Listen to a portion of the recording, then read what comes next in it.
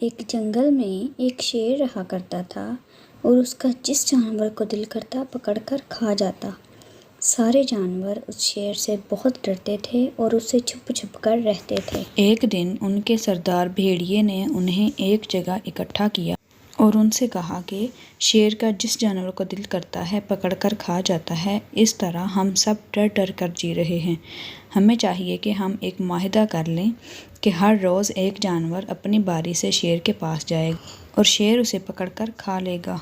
پھر بھیڑیا شیر کے پاس گیا اور اس سے کہا کہ ہم سب نے یہ معاہدہ کیا ہے، اس لیے آپ ہمارا ساتھ دیں۔ شیر نے کہا، میں بادشاہ ہوں اس لیے تمہاری بات سے رضامند ہوں، لیکن اگر کسی دن کسی جانور کے آنے میں ذرا سی بھی تاخیر ہو گئی تو میں پھر سے ایسا ہی کروں گا کہ جس جانور کو دل کرے گا پکڑ کر کھا جایا کروں گا۔ اسی طرح ہر روز ایک جانور شیر کی گفا میں آ جاتا، شیر آرام سے اسے پکڑ کر کھاتا اور باقی جانور اطمینان سے اپنے دن پورے کرتے۔ پھر ایک دن ایسا ہوا کہ ایک خرگوش کی باری آ گئی۔ اب خرگوش بہت پریشان تھا، وہ اپنی جان گنوانا نہیں چاہتا تھا، اس لیے وہ سوچتا رہا کہ اسے کیا کرنا چاہیے۔ آخر اسے ایک ترکیب سوجھی اور وہ بھاگتا ہوا شیر کے پاس پہنچ گیا۔ تاخیر سے آنے کی وجہ سے شیر نے اس سے کہا کہ میں نے پہلے ہی بتایا تھا کہ اگر تاخیر ہوئی تو میں اپنی مرضی کا جانور کھاؤں گا۔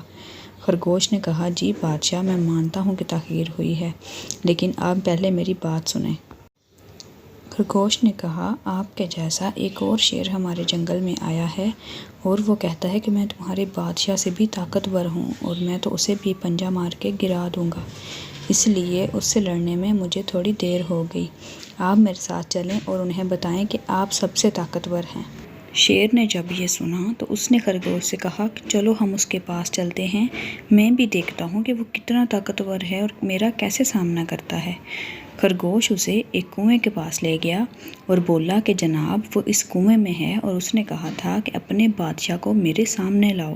جیسے ہی شیر کنویں میں دیکھ کر دھاڑا تو اسے ویسا ہی ایک اور شیر دکھائی دیا۔